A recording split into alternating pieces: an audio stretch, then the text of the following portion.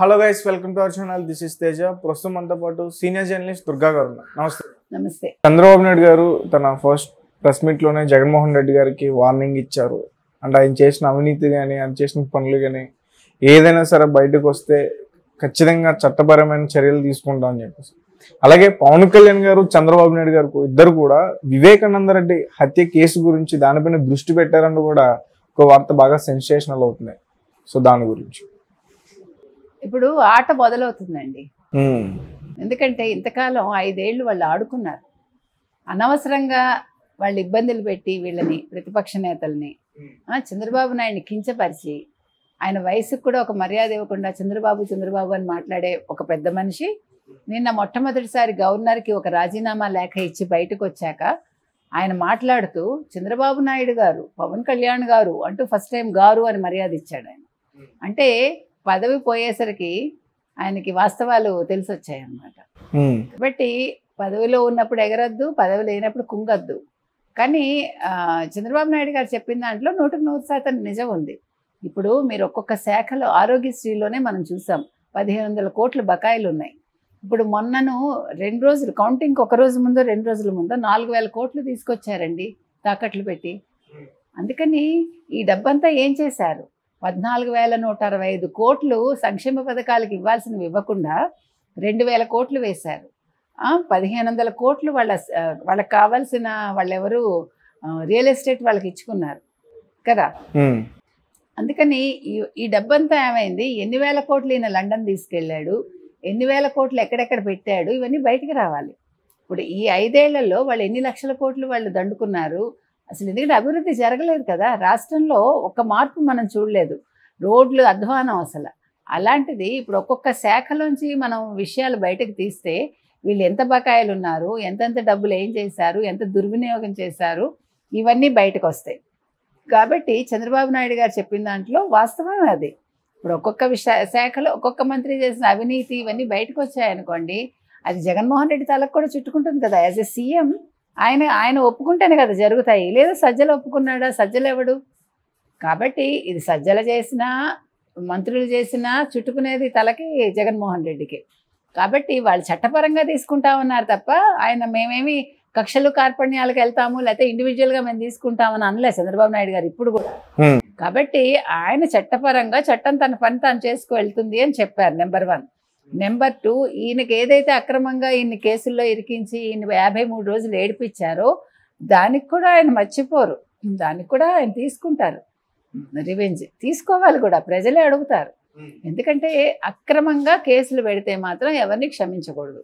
Okay, ఆయన ఏదైనా తప్పు చేస్తే పెట్టండి, తప్పులేదు. ఒక చీఫ్ మినిస్టర్గా కావచ్చు, లేదు ఒక రాష్ట్ర అధినేతగా కావచ్చు, లేకపోతే రాష్ట్ర ప్రజలకు ఏదైనా అన్యాయం జరిగినప్పుడు మీరు ఎంక్వైరీలు వేయండి, సిబిఐ ఎంక్వైరీ వేయండి, మీరు వాళ్ళ మీద చర్యలు తీసుకోండి. అది చంద్రబాబు నాయుడు కావచ్చు, పవన్ కళ్యాణ్ కావచ్చు, లేకపోతే జగన్మోహన్ రెడ్డే కావచ్చు, మనకు అనవసరం అది. కాబట్టి చంద్రబాబు నాయుడు గారు చాలా మర్యాదగా మాట్లాడారు. నేను చెప్పాలంటే మర్యాద ఇచ్చే మాట్లాడారు, మర్యాదగానే చెప్పారు. అయితే జగన్మోహన్ రెడ్డి చేసిన అట్రాసిటీస్ అన్నీ ఇన్ని కాదు, మనందరికీ తెలుసు. ఇంకా ఎన్నున్నాయో ఇప్పుడు ఒక్కొక్కటి తవ్వే కొద్దీ వస్తాయి మీకు. ఎవరెవరు అసలు ఎస్సీస్ని ఎస్టీలని ఎంత ఏడిపించారో, వాళ్ళని అసలు బతకనివ్వలేదు జిల్లాల్లో, తెలుసా మీకు? ఇప్పుడు ఆ కేసులన్నీ బయటకు వచ్చాయనుకోండి, అసలు పోలీస్ స్టేషన్స్లో పోలీసులు ఎంత ఘోరంగా వాళ్ళని తీసుకెళ్ళి కొట్టడం ఏంటి, ఈడ్చుకెళ్ళటం ఏంటి. మనం ఎందుకండి ఇప్పుడు నిన్న మనం ఇతను ఎవడు బయటకు వచ్చాడు, గులకరాయి సతీష్ని మీరు చూశారు ఫోటో. ఆ పిల్లాడు ఎంత చిన్న పిల్లాడండి, 18 ఏళ్ళు కూడా లేవు ఆ పిల్లాడు. మనకు చూస్తేనే జాలేసింది. ఆ దెబ్బలు అంతా చూసారా మీరు ఫోటోలో? ఆ పిల్లాడు ఏం చేశాడండి, 300 రూపాయల కోసం వెళ్తే వాళ్ళు 300 ఇవ్వలేదని ఇంటికి వెళ్ళిపోమంటే పోలీసులు ఇంటికి వస్తే 2 రోజులు పోయాక అర్ధరాత్రి 11:30కి అన్నం తింటుంటే తీసుకెళ్ళి ఆ పిల్లాడు చెప్తున్నాడు కదా ఎక్కడెక్కడ తీసుకెళ్లారు, ఎట్లా బెదిరించారు, గన్నులు పెట్టి వాళ్ళు బెదిరించారు. నన్ను 2 లక్షలు ఇస్తా ఉన్నారు, నేను వద్దన్నాను, నన్ను తీసుకెళ్ళి అక్కడ ఇప్పుడు ఎందుకు వదిలేశారు అంటే వాళ్ళకి ఇంటెలిజెంట్ రిపోర్ట్ ఉంది. డెఫినెట్గా ఈ గవర్నమెంట్ వెళ్ళిపోతుంది, కూటమి వస్తోంది, తెలుగుదేశం కూటమి అని తెలుసు కాబట్టి ఆ పిల్లాడిని వదిలేసి ఉంటారు. పోలీసులు అందరూ కూడా మారారు కదా కొద్దో గొప్ప. గత వారం రోజుల్లో పోలీసుల తీరులో మార్పు వచ్చిందండి. ఎన్నికల కౌంటింగ్ ముందు ఎందుకు వచ్చింది? కాబట్టి జగన్మోహన్ రెడ్డికి తెలియక ఏడ్చాడా తెలిసి ఏడ్చాడా మనకు తెలియదు. ఒకవేళ తెలియక ఏడిస్తే అది చుట్టూ ఉన్న వాళ్ళ తప్పు, అందుకని సలహాదారులు పెట్టుకోవడం కాదు తెలివైన వాడు చేసే పని. సలహాదారులు ఏం చేస్తున్నారో కూడా చూసుకోవాలి. వాళ్ళ మీద వదిలేసి నేను పరదాల్లో ఉంటాను, నేను ప్యాలెస్ల్లో ఉంటాను అంటే రోడ్డు మీదకి వస్తారు ఇలాగే.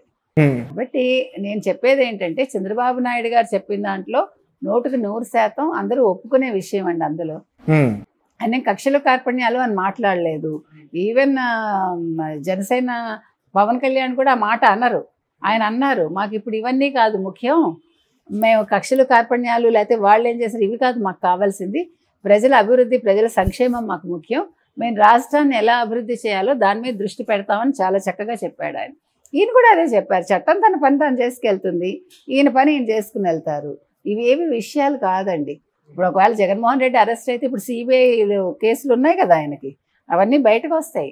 దానికిను తెలుగుదేశం కూటమికి సంబంధం ఉండదు. ఆయన ఇన్ని సంవత్సరాలు దాన్ని దాటుకుంటూ 95 సార్లు ఎన్నిసార్లు ఆయన దాన్ని ఆపుకున్నాడు కదా. కేంద్రానికి ఎందుకు వెళ్ళొచ్చాడు, మోదీ దగ్గరికి ఎందుకు వెళ్ళాడు, కేసులు ఆపుకోవటానికే కదా. నువ్వేమైనా రాష్ట్రానికి ఏమైనా తీసుకొచ్చావా? పోలవరానికి 15,000 కోట్లు ఇస్తే వాడుకోలేదని వాళ్ళ మంత్రే చెప్పాడు. ఎవరు? బీజేపీ మంత్రి రాజ్నాథ్ సింగ్ వైజాగ్ వచ్చి చెప్పాడు కదండి.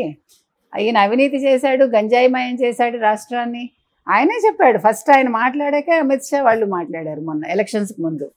కాబట్టి బీజేపీ వాళ్ళకి అన్నీ తెలుసు, వాళ్ళ అవసరానికి వాళ్ళు నోరు మూసుకున్నారు. ఇప్పుడు వాళ్ళ అవసరం అయిపోయింది, ఇప్పుడు వాళ్ళ అవసరం తెలుగుదేశం కూటమితోటి. కాబట్టి ఇప్పుడు బాబు గారు అడిగితే సిబిఐ ఆ కోర్టులన్నీ అదేంటి ఆ కేసులన్నీ కూడా బయటకు వస్తాయి. ఒకవేళ జగన్మోహన్ రెడ్డి అరెస్ట్ అయితే అందుకు చంద్రబాబు నాయుడు కూటమికి ఏమి, అదే తెలుగుదేశం కూటమికి ఏమి సంబంధం ఉండదు. అది సిబిఐకే సంబంధం, కేంద్రానికే సంబంధం ఉంటుంది. ఇక్కడ ఏదైనా కేసులు బయటకు వస్తే అది చట్టం తన పని తాను చేసుకెళ్తుంది. దాన్ని చంద్రబాబు ఏదో కక్షలు తీర్చుకున్నాడు అవేమి ఉండవు. వీళ్ళు నిజంగా కక్ష తీర్చుకుంటే వీళ్ళు ఆగుతారండి? అలాంటి పిచ్చి పని ఏం చంద్రబాబు నాయుడు గారు చెయ్యరు. ఆయన కెరీర్లో ఆయన ఎప్పుడు కూడా చూసి చూడనట్టు వదిలేయబట్టి వీళ్ళందరూ ఇట్లా తయారై ఈ రకంగా మాట్లాడగలుగుతున్నారు ఈ రోజు కూడా. ఈయన 40 ఏళ్ల రాజకీయ ప్రస్థానంలో వీళ్ళందరినీ వదలబట్టే కదండి ఈరోజు మాట్లాడగలుగుతున్నారు. కాబట్టి ఎవరు చర్యలు తీసుకున్నా తీసుకోకపోయినా చట్టం తన పని తను చేసుకెళ్తుంది.